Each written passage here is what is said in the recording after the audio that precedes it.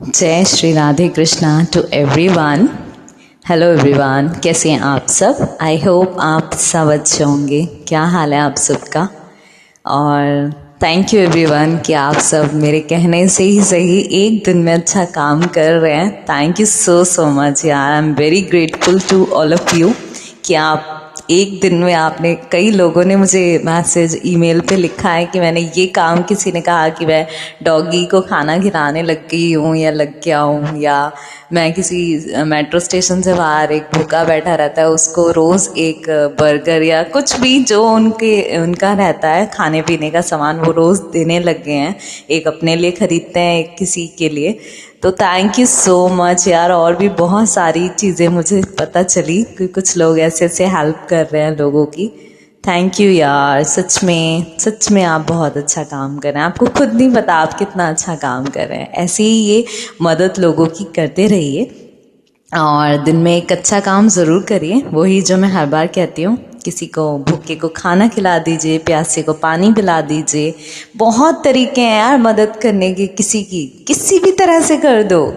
और नहीं तो कुछ कर सकते तो यार, अगर आप पढ़े लिखे हो तो किसी गरीब के बच्चे को पढ़ाई दो यार, जिसको ज़रूरत है कि वो नहीं अपना स्कूल वगैरह नहीं कर सकता या स्कूल का खर्चा नहीं उठा सकते। तो ये भी छोटे छोटे तरीके होते हैं यार किसी की मदद करने के। किसी को ऐसे ही पढ़ा दो यार। तो ये सब मदद करोगे ना, कान्हा जी आपकी मदद करेगा। ये बात पक्की है भाई साहब, चाहे आप कुछ भी कह लो। ये मैंने खुद देखा है। अगर जो हाथ किसी की मदद के लिए आगे बढ़ते हैं ना, उनके पीछे कान्हा जी हमेशा खड़े रहते हैं। तो चलिए, आज का दिन है स्टोरी का, तो स्टोरी सुनाते हैं। स्टोरी बहुत छोटी सी है लेकिन बहुत बड़ा ज्ञान है स्टोरी के एंड में। तो स्टोरी शुरू होती है कि एक आदमी, एक जो सेठ जी होते हैं, वो ऐसी बाज़ार में घूमने जाते हैं। तो बाज़ार में घूम रहे होते हैं तो उन्हें एक आदमी दिखता है जो कि उसके पास एक जिन होता है। वो जिन बैठा होता है और वो जो जो काम वो आदमी उसको दे रहा होता है वो कर रहा होता है। मिनटों में, 1 सेकंड में, 5 मिनट में, 1-2 मिनट में वो ख़त्म कर देता था वो काम। तो सेठ जी बड़ा खुश हुए उसे देख के। उन्होंने पूछा उसके पास जाके उस आदमी के कि भाई ये क्या है, ये क्यों, ये जिन ये क्या ऐसे कैसे कर रहा है काम इतनी जल्दी जल्दी? तो उसने कहा कि सेठ जी, हाँ जी, ये मेरा जिन है और मैं इसे जो भी काम देता हूँ ना, तुरंत मिनटों में काम कर देता है और मुझे कुछ भी करने की ज़रूरत नहीं पड़ती है। बस हाँ, इसकी एक कमी है कि अगर ये खाली नहीं रह सकता, इनकी खाली नहीं बैठ सकता। बस ये, इसको हमेशा कुछ ना कुछ काम चाहिए। अगर ये खाली बैठेगा तो ये मुझे खा जाएगा। तो सेठ जी कहते हैं अच्छा। तो कहते हैं मैं तो बहुत काम का जिन है, इससे उनके मन में बातें आती है, तो बड़े काम का जिन है यार, इससे तो मैं बहुत सारे फैक्ट्री वैक्ट्री इनकी जो भी काम है मेरे, वो सारे काम मैं निपटा सकता हूँ। तो वो क्या कहते हैं कि यार तू इस जिन को मुझे दे दे, जो भी कीमत है मैं इसे खरीदना चाहता हूँ। तो वो आदमी उस जिन को उसे बेच देता है सेठ जी को। वो अच्छे खासे दाम दे देते हैं उसके, और सेठ जी उस जिन को लेकर घर आ जाते हैं। अब जो जिन होता है उसको तो काम चाहिए, तो सेठ जी उसे काम देना शुरू करते हैं। पहले अपने फैक्ट्री के सारे काम करवाने लग जाते हैं, फिर अपने ऑफिस के काम करवाने लग जाते हैं, फिर अपने घर के, क्योंकि वो तो मिनटों में ख़त्म कर देता था काम, फटाफट जाता था और 2 मिनट में ख़त्म करके वापस आ जाता था। तो ऐसे करते करते 10-15 दिन बीत गए। तो सेठ जी ने लगभग जो भी काम थे उनकी, जो इम्पोर्टेंट काम थे और जो वैसे भी छोटे मोटे काम भी जो घर के भी थे, वो भी उन्होंने उससे करवा लिए थे। अब प्रॉब्लम आ रही थी कि अब काम ख़त्म हो गए थे और उनके दिमाग में कोई काम आ नहीं रहा था कि अब इसको क्या दूं। और उन्हें बार बार उस आदमी की भी बात याद आ रही थी कि अगर ये काम नहीं करेगा तो ये तो मुझे खा जाएगा। तो उन्हें टेंशन भी हो रही थी इस बात की। तो वो समझ ही नहीं पा रहे कि मैं इसे काम क्या दूं। तो बड़े से बड़ा काम सोचते, फिर उससे करवा लेते, जिन 2 मिनट में, 2-3 मिनट में वो काम करके निपटा देता था।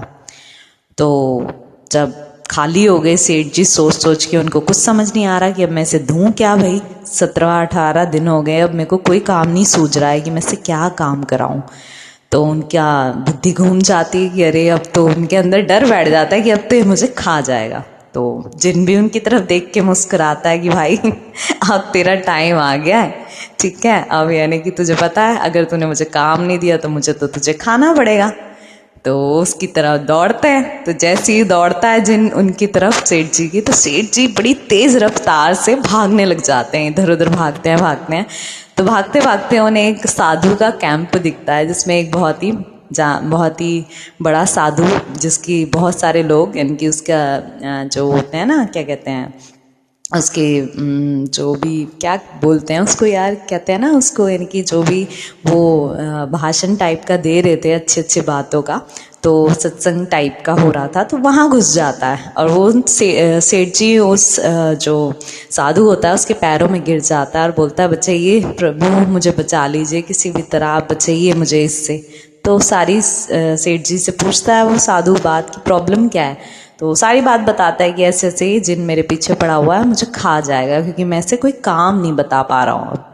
तो साधु उसको बोलता है कि एक काम कर, उस जिन से कहता है, जा एक काम कर, एक काम इसको बोलो कि आप एक काम कर भाई, तू एक सबसे लंबा जो इस एरिया में, इस दुनिया में सबसे लंबा जो बांस है वो लेकर आ कहीं से भी ढूंढ के। तो जिन फटाफट जाता है और फटाफट से वो बांस ले आता है। अब वो कहता है सेठ जी से, साधु कहते हैं, अब एक काम करो, ये जो बांस है इसे अपने आंगन में गड़वा दे, ठीक है, इसको गाड़ दे अपने आंगन में, और इस जिन को यही काम दे कि सुबह से शाम तक तुझे एक ही काम करना है, इसके ऊपर चढ़ना है, ऊपर जाना है, नीचे आना है, ऊपर जाना है और इसके नीचे आना है। और इस बीच अगर आपका कोई पर्सनल काम हो जो आपको इससे करवाना हो तो बीच में आप दे देना वो काम, लेकिन जैसे ही वो काम को करके वापस आए तो इसको तुरंत बोल दो कि आप इस पर फिर से यही काम करना शुरू कर दे, ऊपर चढ़ इस बांस के ऊपर और इस बांस की लकड़ी से नीचे आ, यही काम है इसका। तो इससे क्या होगा, ये जीवन काल तक ऐसे ही चढ़ता और उतरता ही रहेगा और आपको परेशान नहीं करेगा। तो सेठ जी बड़े खुश हो जाते हैं कि वाह साधु जी आपने बहुत अच्छा करा, और वो ऐसे ही करते हैं, बिल्कुल बांस अपने उसमें गड़वा लेते हैं और ऐसे ही वो जिन से उनका परेशानी का हल हो जाता है। तो भाई साहब स्टोरी होती है ख़त्म, लेकिन अब आता है इसका मॉरल ऑफ द स्टोरी।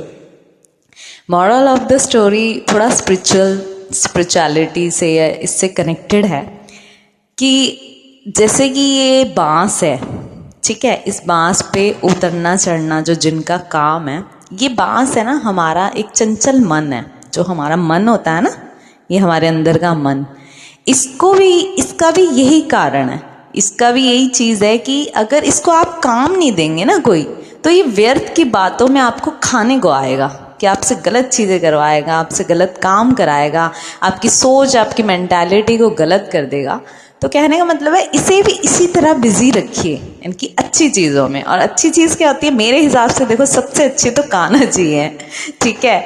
तो भगवान में इसको जब भी आप खाली है ना, तो उस खाली समय को यूटिलाइज कीजिए किसी अच्छी चीज़ों में, जैसे कुछ मोटिवेशनल चीज़ पढ़ ली, कुछ मोटिवेशनल स्टोरीज़ पढ़ ली, कुछ मोटिवेशनल, जैसे कि मैं ये स्टोरीज़ जो सुनाती हूँ ना, मैं देखो साफ झूठ नहीं कहूँगी, ये सारी स्टोरी कहीं ना कहीं से सुनती हूँ, यूट्यूब वगैरह से या कहीं से भी जहाँ से मुझे मिलती है, और वो क्योंकि मैं उसका क्रेडिट नहीं लेना चाहती, लेकिन मेरा ये मानना है कि जहाँ से भी जो भी कोई अच्छी चीज़ आपको मिल रही है ना, तो उसे शेयर ज़रूर करना चाहिए सबके साथ।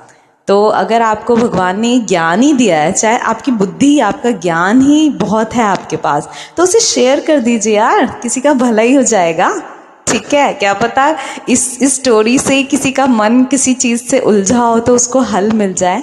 तो वैसे ही जैसे कि अगर कोई आप लाइफ की प्रॉब्लम में बहुत परेशान है, बहुत समझ नहीं आ रहा है कि यार मेरा दिमाग एक ही चीज़ पे जाया जा रहा है या एक ही दुख पे जाया जा रहा है, तो उस मन को है ना उसी टाइम उसको आदेश दीजिए, उसे रोकिए कि नहीं अब तेरी नहीं चलने दूंगी मैं, या तेरी नहीं चलने दूंगा, अब मैं तुझे अपने हिसाब से चलाऊंगा। तो उसी टाइम उस चीज़ को भगवान में लगा दीजिए, भजन सुन लीजिए, भगवान की कुछ अच्छी बातें सुन लीजिए, और नहीं तो जो आपको पसंद है, चाहे वो सिंगिंग हो, डांसिंग हो, एक्टिंग हो, व्हाटएवर, जो आपको पसंद हो उस चीज़ पे आप ले जाइए। तो ये बात मेरी खुद एक्सपीरियंस है, मेरा मन नहीं था स्टार्टिंग में मेडिटेशन करने का, तो मैं बहुत कोशिश करी, मैंने 2 साल तक, मेरे को ध्यान बिल्कुल नहीं लग पाता था। लेकिन एक जो कहते हैं ना आपकी लाइफ में कहीं ना कहीं एक गुरु आ जाता है, तो किसी की गाइडेंस थी कि जैसे ही आपका स्टार्ट करो ना मेडिटेशन, तो मन को है ना प्रभु की छवि पर ले आओ एकदम से। तभी मैं आप सबको कहती हूँ ना कि भगवान को स्मरण करके भजन सुनिए।